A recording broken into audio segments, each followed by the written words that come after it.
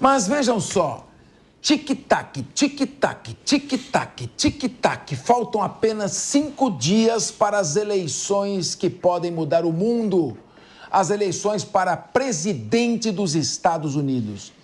Mais de 62 milhões de eleitores já votaram antecipadamente, escolhendo entre os candidatos Donald Trump e Kamala Harris para comandar a Casa Branca.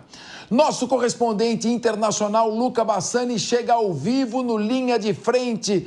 Querido Luca Bassani, aí onde são 20 horas e 35 segundos em Munique, eu pergunto a você, Luca Bassani, tá 48-48, eu vi alguma coisa parecida com essa, parece 48 pontos, parece que a Câmara estava 4 pontos percentuais, depois 2, agora estão empatados. Será que já começou a fazer o X? Embora essa cotação de votação em todos os eleitores do país não signifique muito. Mas eu estou achando que o Trump está reagindo, hein? Eu acho que vai dar Trump. Mas eu queria te ouvir que você é o melhor correspondente internacional do país, o solerte, vigoroso, atento, rápido, Luca Bassani. Primeiramente, muito obrigado, Capês, pelas calorosas palavras. Realmente o relógio está correndo até a próxima terça-feira. Amanhã, inclusive, já sigo para Washington para acompanhar de perto essa eleição histórica. Como vemos na manchete aqui embaixo, 62 milhões de americanos dos 160 milhões que geralmente votam já votaram. Isso representa quase 39% de todo o eleitorado. Então, essa eleição ela já está aí com uma grande porcentagem dos votos decididos, e aqueles últimos passos dados pelos candidatos nos estados-chave podem até não ter o efeito desejado, considerando esta quantidade de votos já depositado nas urnas. Vale a gente dizer que há um comportamento interessante para se analisar entre republicanos e democratas. Nos Estados Unidos, há 3 formas diferentes de se votar. Pode-se votar pelo correio, que é o absentee ballot, né, que é uma espécie de carta que você recebe, você devolve ou deposita nas urnas. Tem a votação antecipada presencial, que acontece em alguns estados, e a votação presencial no dia da eleição, 5 de novembro. Historicamente, os democratas são aqueles que preferem votar pelo correio e também de maneira antecipada. Então, a gente vê que nas pesquisas recentes, mostrando aqueles que já foram votar, os democratas têm uma vantagem, mas uma vantagem muito menor do que teve Joe Biden em 2020 e o que tinha naquele momento antes das eleições Hillary Clinton frente a Donald Trump. Então isso significa que quando chegar na terça-feira e os republicanos votarem em peso, como historicamente este comportamento acontece, a tendência é que eles ultrapassem os democratas nesses estados-chave. Obviamente, a gente está falando de estatística, olhando todos os dados de cada um dos 7 swing states, dos estados pendulares, mas que numa eleição tudo pode acontecer e muitas vezes o resultado não é aquilo que as pesquisas mostram. De qualquer maneira, você colocou aqui muito bem, as pesquisas do voto popular indicam um empate técnico. Se eu não me engano, Donald Trump com 47%, Kamala Harris com 48%. Vale lembrar que essa diferença ela era de 3 pontos quando Kamala adentrou a corrida eleitoral e ela foi diminuindo. E a margem de erro sendo de 2 pontos faz com que, no cenário hipotético, Trump possa até estar na frente.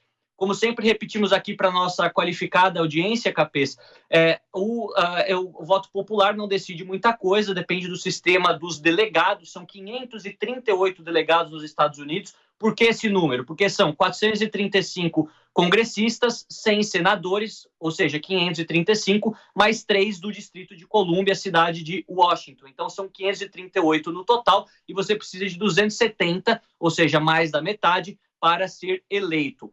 A gente sabe que muitos estados têm certos comportamentos, a Califórnia sempre vota democrata, o Texas quase sempre republicano, e aí aqueles estados que não têm um padrão específico que são os mais disputados, os mais competitivos. E são 7 localidades, a Nevada, Arizona, do lado oeste, depois Geórgia e Carolina do Norte, mais ao sul, ali um pouco acima da Flórida, Carolina do Norte, perdão, lá acima da Flórida, e depois lá no meio oeste americano, a região dos Grandes Lagos, temos a Pensilvânia, Michigan e Wisconsin. Todas as pesquisas indicam agora que a diferença entre os candidatos nesses 7 estados ela é menos de 1%, ou por volta aí de 1,5%, ou seja, está dentro da margem de erro e não podemos afirmar com certeza quem será o vencedor, apesar de em muitos desses estados Donald Trump estar numericamente à frente. Isso vai mostrar para a gente que na terça-feira que vem será com emoção nessa cobertura histórica aqui na Jovem Pan News. Ô, Luca Bassani, o Laércio Uliana tem uma pergunta interessante, eu queria acrescentar também a minha. O Laércio quer saber o seguinte: qual, no seu modo de ver, será a tendência dos eleitores latinos nesta eleição? E eu pergunto a você, o estado da Pensilvânia vai decidir quem vai ser o presidente dos Estados Unidos ou é cedo para fazer esta afirmação? Essas duas perguntas. Olha, Capê, se a gente for olhar o contingente de 270 delegados que precisam ser alcançados, nos estados que são claramente democratas, temos aqui nas minhas anotações 226 delegados, e nos estados claramente republicanos, 219. Portanto, aí a gente tem a distância que falta para Kamala Harris de 44 e para Donald Trump de 51. Mas dentro dos 7 estados que têm delegados, a Pensilvânia é o mais valioso. Ela sozinha vale 19 delegados, portanto, representa aí muita coisa, percentualmente falando. Nesse sentido, eu acredito que sim, que a Pensilvânia vai ser um estado decisivo, assim como o Michigan. A Pensilvânia 19 votos no colégio eleitoral, enquanto que o Michigan tem 15. Em relação ao eleitorado latino, é uma boa pergunta do querido Laércio Uliana, porque os eleitores latinos são os que mais aumentam nos Estados Unidos. Só de 2020 para 2024, ou seja, em um ciclo eleitoral para presidente, foram quase 4 milhões de novos eleitores latinos que se tornaram aptos a votar. Nós temos agora cerca de 36 milhões de latinos, hispânicos, descendentes de países da América Latina que podem votar nos Estados Unidos. Nessa semana tivemos declarações muito infelizes, até algumas de cunho racista, contra porto-riquenhos e latinos de maneira geral. Nós sabemos que, historicamente, aí 60%, 70% dos latinos votam nos democratas, mas não é mais um bloco monolítico, não é um bloco que é homogêneo em sua realização das suas decisões. Portanto, mesmo que sejam 10%, 20% do eleitorado latino que opte pelos republicanos, em localidades-chave, como você bem colocou, na Pensilvânia, em Nevada, que tem quase 1/3 dos eleitores sendo latinos, no Arizona também, 35% dos eleitores sendo latinos, pode ser decisivo nesses estados que geralmente determinam essa eleição e que vão ser aqueles que a gente vai ficar mais de olho, de forma mais detalhada, em cada um dos condados, naquele mapa maluco que nós mostraremos para vocês durante a semana que vem. Ô, Luca, eu estava acompanhando, depois daquela performance desastrosa do Joe Biden no debate presidencial contra Donald Trump. Aliás, nem um pouco surpreendente para quem já vinha acompanhando o declínio mental do presidente Biden. Agora, eu vi a Kamala Harris surgir num impulso muito grande, um entusiasmo muito grande, o eleitor que estava desanimado, não querendo nem votar, começando a querer se manifestar a favor dela, ela crescendo, assustando o Trump, criando uma onda quase que aparentemente poderia se tornar irreversível. De repente ela começou a perder o fôlego. O que foi que aconteceu? Seria aquele fenômeno que James Carville detectou em 92 na eleição do Clinton contra o pai do Bush, George Bush? That's the economy, stupid. Será que a economia está começando a falar mais alto no coração dos eleitores estadunidenses e eles veem o Trump com mais condições? Ou pode ser apenas uma impressão? Eu estou dizendo por causa dos índices, que estão 49-48 para a Kamala, tendo o estado mais populoso dos Estados Unidos, a Califórnia, amplamente com ela, me parece uma vantagem muito tênue em relação ao que se esperava dela. Ao que você atribui isso, se é que esta análise, observação está correta?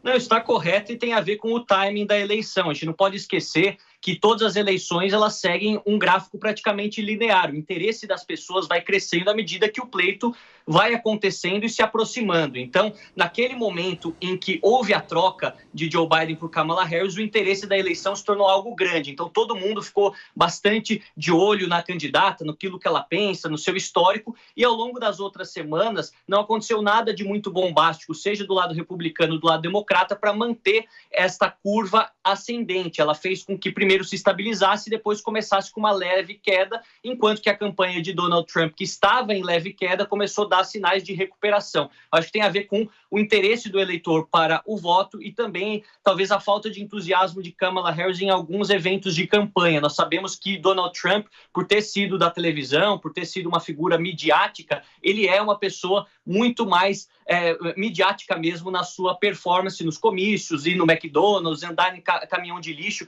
querendo ou não, por mais que tenha uma grande rejeição também à sua figura, tem muito mais pessoas falando sobre ele e fazendo com que a sua figura esteja sempre em evidência. Então, acredito que esse seja um dos motivos pelo qual essa diferença esteja tão pequena. Vale ressaltar que em 2016, e eu pego esse exemplo porque foi a vez que Donald Trump ganhou, antes das eleições acontecerem, Hillary Clinton possuía uma vantagem de cerca de 2 a 3% no voto popular nas pesquisas, algo que se confirmou nas urnas. Ela teve aí quase 3 milhões de votos a mais que Donald Trump, mas no sistema do colégio eleitoral ela perdeu por vários delegados. Donald Trump fez mais de 300 delegados e ela estacionada aí na faixa dos 220, 230. Então, eles acreditam que um cenário muito parecido com esse de 2016 possa acontecer, considerando que as pesquisas agora indicam uma vantagem menor de Kamala Harris para Trump do que tinha Hillary para Trump, né?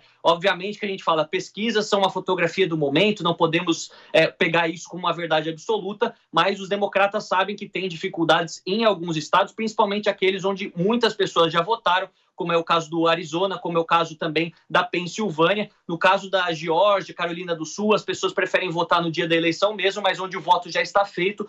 Pouco importa se a campanha se torne mais entusiasmante agora, os comícios mais revigorantes, se o voto já foi depositado à urna, nada pode ser alterado. Ô, Luca Bassani, uma última pergunta, eu quero você bem direto nessa resposta. O João Belucci quer fazer uma pergunta sobre doadores, Google, Elon Musk. Eu quero você, nada de mureta, hein? João Belucci.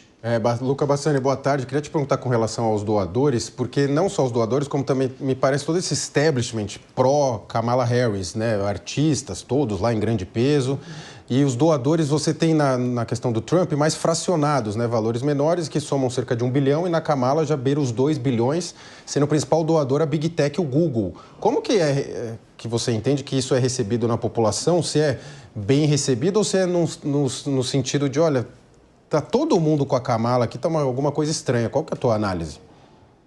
João Belucci, realmente essa questão das doações de campanha é algo muito diferente dos Estados Unidos para o Brasil. Como você bem colocou, a Alphabet, que é a dona do Google, né, e do conglomerado de outras empresas, é um dos maiores doadores da campanha dos democratas, que chegou a cifras bilionárias, né, chegando a quase 2 bilhões de dólares, enquanto que os republicanos estão acima de 1 bilhão, que também é muito dinheiro, mas consideravelmente menos do que os democratas. O principal doador da campanha republicana é Elon Musk, que publicamente critica Kamala Harris, Joe Biden, e já se declarou um apoiador do antigo presidente republicano, mas as pessoas elas não prestam muito atenção nisso. Acredito que haja uma espécie de influência por parte dos cantores, de artistas para o público jovem, que é um público que muitas vezes é despolitizado, que conhece algumas coisas sobre a política, mas não a fundo, tantos outros que não vão nunca votar. Talvez essa seria a primeira eleição e Kamala está tentando convencê-los a adentrar a sua vida de cidadão também votando, e não tem tido muito sucesso, segundo o que mostram as pesquisas de quem votou até agora. Em muitos estados, apenas 9%, 16% daquele público que é jovem conseguiu votar até agora, né? Então, não se sabe se no dia da eleição isso será diferente. E eu acho que é algo que Donald Trump vai evidenciar bastante em caso de uma vitória. Ele que com acessos a documentos confidenciais, e também muitos deles estão públicos, ele vai trazer isso as lentes, né, os olhos da população como um todo, por conta de quererem saber qual que é o verdadeiro interesse dessas empresas, não só as Big Techs, mas também a Big Pharma, né, as grandes empresas de remédios. Nos Estados Unidos nós não temos sistema público de saúde, então a saúde, como ela é tratada como um negócio, muito interessa essa manutenção desse sistema em que não haja um SUS, não haja um sistema universal para a população, e é algo que há sim interesses escusos de lobistas dentro do Congresso americano, do Senado, seja democratas, seja republicanos, apoiados por eles, e que Donald Trump, pelo menos na sua retórica antissistema, cobra maior transparência. Quando foi presidente, falou muito disso, mas também não mostrou, porque também tem as suas pendências com alguns doadores, com alguns setores da sociedade, como bem sabemos. Luca Bassani, muito obrigado. Um bom final de semana aí em Munique, na Marienkirche. Você vai tomar um belo sorvete na praça.